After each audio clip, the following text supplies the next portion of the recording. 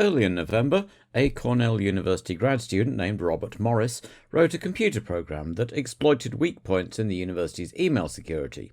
Morris, son of an NSA cryptographer, only intended to highlight the weakness, but made a mistake in coding, causing the program to replicate itself, spreading rapidly throughout the network.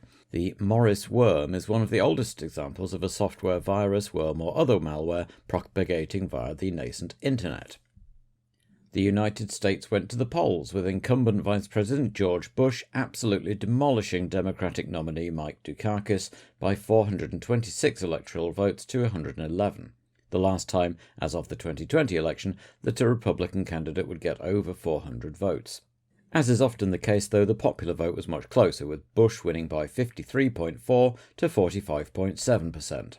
Dukakis had started strongly in the polls but suffered as the Republican campaign was able to paint him as an out-of-touch elite liberal, an image cemented by some of his own faux pas. The USSR's own space shuttle system, Buran, took off on its maiden voyage. The shuttle had been under construction since 1980, with final assembly completed at Baikonur Cosmodrome in November 1987. Following testing, the shuttle was launched by its bespoke Energia rocket into Earth orbit. After 2 orbits, the shuttle module came into land on a runway at Baikonur. The entire mission had been uncrewed, the first fully automated spacecraft, and inspections showed that it had lost just 8 of its 38,000 ceramic tiles, half the number of foam pieces that were lost on a typical NASA mission. This was still a project in its early days, though, and it was estimated that it would be another 5 years before the next flight could take place, with manned missions even further in the future. But there was trouble at home in the USSR too, as the Supreme Soviet of the Estonian Republic responded to increasing protests by declaring its sovereignty. While stopping short of outright seceding from the USSR, it regarded the Estonian parliament's laws as superseding those set in Moscow and claimed the natural resources of Estonia over any Soviet claims to them. The protests in Estonia and the other Baltic states of Latvia and Lithuania, the 3 countries were regarded in the West as occupied territory rather than legitimate parts of the USSR, were characterised by groups of people joining in patriotic songs and had acquired the name the Singing Revolution. And 20 million British television viewers sat down to watch Scott and Charlene, Jason Donovan and Kylie Minogue, get married on Australian soap opera Neighbours. Both characters were portrayed as being in their teens, and there was a controversy about whether they should be depicted as living together or go straight to marriage. While both actors and the production team were keen on the former as a way of introducing storylines dealing with teenage sexuality and AIDS, after some outrage among the more traditional-minded viewers, and in the midst of the AIDS epidemic, it was decided that they should get married instead. In 2014, the character of Daniel Robinson, their son, appeared on the show, and in 2022, Donovan and Minogue both appeared in cameos in the final episode of Neighbours. And on that note, the F1 teams headed down under for the last race of 1988, and the last race of the Turbo era. Freshly baked champion Ayrton Senna had gone on holiday in Bali between races and promptly sprained his wrist playing beach soccer, leading to rumours that he might skip the race and let McLaren test driver Emanuele Pirro have a run out in the car he'd helped develop. There were also rumours that with the championships both sewn up, Honda might debut their new V10 3.5-litre atmospheric engine in place of the outgoing V6 turbo. Both rumours proved untrue though, as Ayrton and Honda were both determined to finish the year on a high note. There was one more change though, with Dalmas still out with his attack of Legionella and Aguri Suzuki honouring his F3000 commitments back in Japan. There was another new face in the paddock, French Formula 3000 hotshot Pierre-Henri Raffanel. Raffanel was born in Algeria, in the midst of its bitter war of independence, and his family were among the 800,000 Pieds Noirs, Algerians of French descent who were evacuated to mainland France to face ostracism from both the political left and right. Young Pierre-Henri got into karting relatively late, taking the French National Kart Championship at the age of 20 in 1981. He was identified as a future talent by Marlboro and moved into Formula Renault in 1983 and Formula 3 in 1984. In the latter series he came 3rd overall with the Oreca team, remaining with them to take the title the following year. For 1986, Oreca took Raffanel with them into Formula 3000 with a March chassis and, well, the results weren't great, but it was a baptism of fire for both, and PHR also made his Le Mans debut, driving with Yves Courage and Alain de Cadenet. For 1987, Raffanel moved to the successful Onyx team with slightly but not vastly improved results, but a famous third at Le Mans. At the start of 1988, he moved back to Oreca, now using a Reynard chassis. Once more, he showed flashes of pace, but a combination of bad luck and a competitive field saw him once again heading for midfield obscurity. But then, what might be his big break? Another former Oreca man, Yannick Dalmas, was taken ill, and the old boys network suggested PHR as a replacement. He arrived in Adelaide on Thursday, having never so much as sat in a Formula One car before. As for the rest, the Williams team had revised suspension and aerodynamics. AGS had new rear suspension, but there were few changes as most looked to the future and the various milestones being achieved. It was Derek Warwick's 100th race, Riccardo Patresi's 176th, equalling Graham Hill and Jacques Lafitte's joint record, and Ligier's 200th, not to mention all those lasts. Lotus's last race with Honda, Arrow's last race with BMW Megatron engines, Ozella's last race with Alfa Romeo Ozella engines, and the end of Zaxby's experiment with building their own in-house. Michele Alboreto would be entering his last race for Ferrari, with still no destination for 1989 as yet. Nigel Mansell would be making his last appearance for Williams before taking Michele's seat. Boutsen would be leaving Benetton after 2 years to take Nigel's place at Williams, and all would be keen to sign off on a positive note, impress their future employers, or advertise their services. Eurobrunn, meanwhile, had had a new colour scheme in Japan, which I entirely failed to mention, thanks to temporary sponsor M505, and they had it again here in Australia. Qualifying held few surprises. Larini failed to pre-qualify the Ozella, on paper the most powerful car on the grid, and then the big boys came out to play, with Prost leading the standings on Friday, with Senna second and the Williams' third and fourth. Saturday, though, saw Senna take pole yet again with Prost alongside. It was the 12th front-row lockout all season from a team who'd only had 2 in their whole successful history before this year. Mansell was third, a huge 1.76 seconds off pole, with his future teammate Berger alongside, and Piquet and Patrese on row 3. Derek Warwick started his 100th race from 7th, with Nannini, Capelli and Boutsen a collectively disappointed 8th through 10th, after all suffering some sort of car problem. A thoroughly demoralised Alboreto could only manage 12th behind Alex Caffey's Dallara.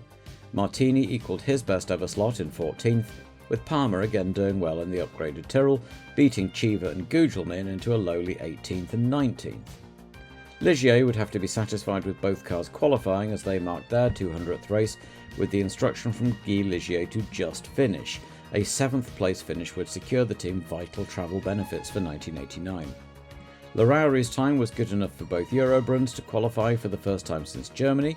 Ginzani brought up the rear, but Schneider, still suffering from the arm strain he'd picked up qualifying in Suzuka, was slowest of all, and would join Larini, Tarquini, Bailey and new boy Raffanel on the sidelines come Sunday. As they left for the parade lap, Stefano Modena was left on the grid in the Eurobrunn and had to get a shove, which meant he'd been starting from the back, but the rest all got away fine.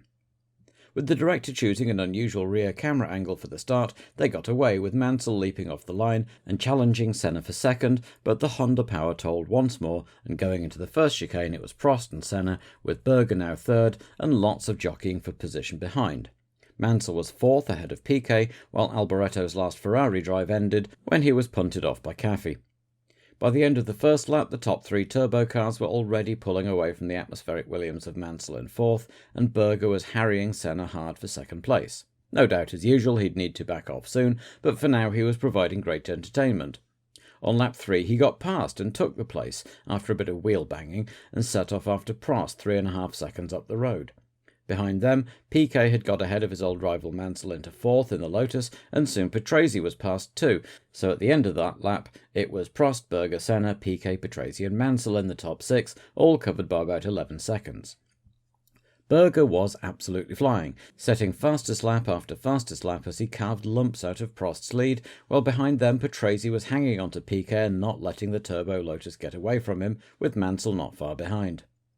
Soon Berger was bearing down on Prost, with Senna dropping back to nearly 10 seconds behind, struggling with a loose gearbox. Modena, meanwhile, had a spin at Brewery Bend, but was able to continue as Berger got right up behind Prost.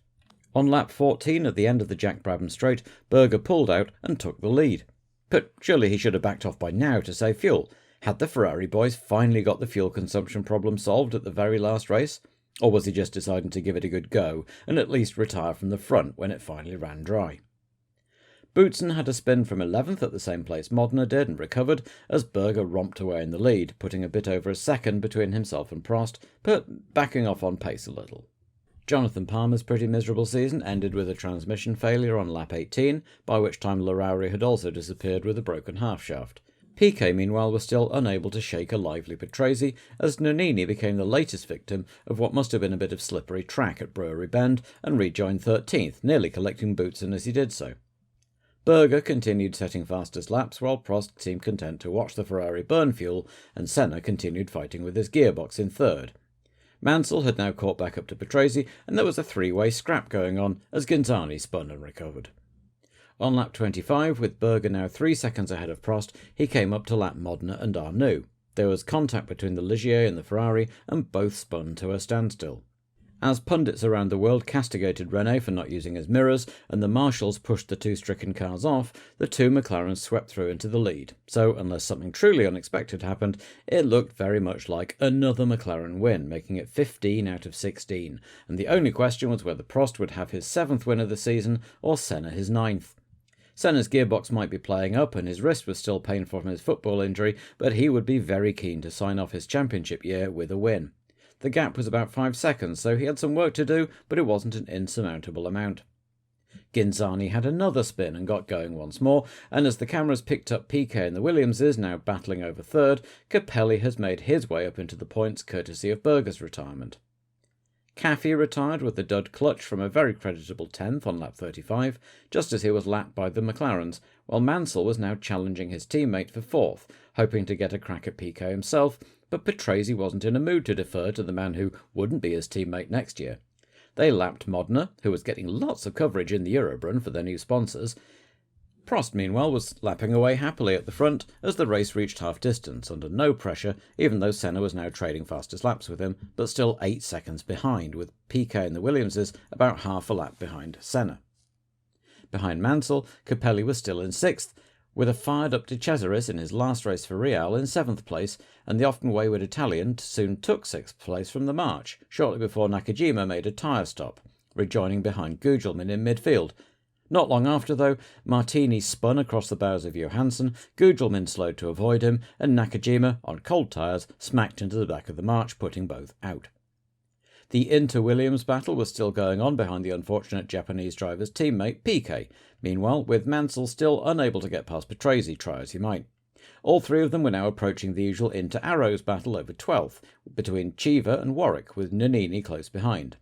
Nannini took Warwick as the leading cars threaded their way through, and then took 12th from Chiva, just before Patrese swapped ends and went backwards into the sand trap. Cursing in Italian, he got going again and set off in pursuit of Mansell and Piquet once more. No sooner were Piquet and co past the battling Arrowses than both retired with Megatron engine failures, within a couple of laps of each other, Warwick just lasting long enough to get lapped again by Prost.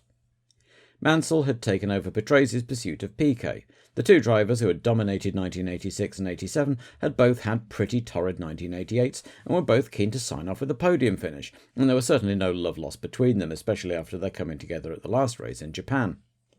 The laps were ticking down now as Piquet managed to put a bit of clear track between himself and Mansell, and Capelli came in for new tyres from 7th, though his clutch had been completely shot since about half-distance and it took some getting going again. Senna was still having his own problems. He'd now lost second gear entirely and dropping ever further behind, and was looking in danger of being caught by Piquet, who'd left Mansell behind by now. Nannini spun and stalled on lap 64, and a couple of laps later Mansell's brakes failed and he went off at the same place Patrese had, only faster and more terminally. And he limped away, a disappointing end to his career with Williams. All of which meant that behind Prost and Senna it was Piquet still third, Patrese back up to 4th, with De Cesaris and Boutsen now 5th and 6th, Streff 7th, Johansson 8th, and Capelli 9th and charging back towards the points. Johansson's 8th place was particularly significant because Ligier needed that 7th place for their travel benefits, which were worth $2 million for the next year. Given the attrition so far, if Stefan could just stay on the black bit, the Ligier team might yet have something to celebrate this year. With 10 laps to go, a few spots of rain were reported, which would really put the cat among the pigeons if it turned into a proper shower, or even just got the track a bit damp and greasy.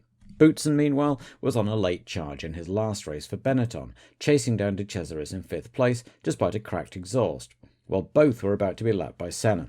Meanwhile, as Ghinzani spluttered to a halt with a broken fuel pump, Johansson had got ahead of a faltering Streff and taken that all-important 7th place for Ligier. De Cesaris and Boutsen were by now providing some of the best viewing on the track, until the Real ran out of fuel with 5 laps still to go, sending the Benetton through to take 5th place. And then it was Johansson pulling off with the dry tank to cap off a pretty appalling season for both him and Ligier. There were by now just 7 cars running with 3 laps to go, but all stayed on the track for the remaining time for Prost to take the win, with Senna and Piquet making it a 1-2-3 finish in the last race for the Honda V6 turbo engine. Patrese held on for 4th, Boutsen was 5th, and Capelli was the beneficiary of the fuel woes of others to take 6th and set the fastest Atmo lap of the race, and Pierluigi Martini brought the Minardi home 7th and last. After the race, Arnoux was apologetic, but Berger waved him away, saying it was entirely his own fault, and indeed that both Ferrari drivers before the race had agreed to just ignore their fuel levels and go for it. Alboreto never had the chance, but Berger had been having so much fun that he hadn't noticed his brakes getting a bit spongy, and it was his fault that he'd gone straight into Arnoux. So, McLaren ended a dominant year with an immense 199 points, with Ferrari a very distant second, and Berger likewise best of the rest in the drivers' table, the only non-McLaren driver to win all year, with Boutsen an overall 4th and best non-turbo driver. The end-of-season parties would go on into the night in Adelaide, but there was much work to do before the 1989 season, with the incoming turbo ban, new teams, many driver and personnel changes, and more, meaning that the grid next year would have a very different feel to it.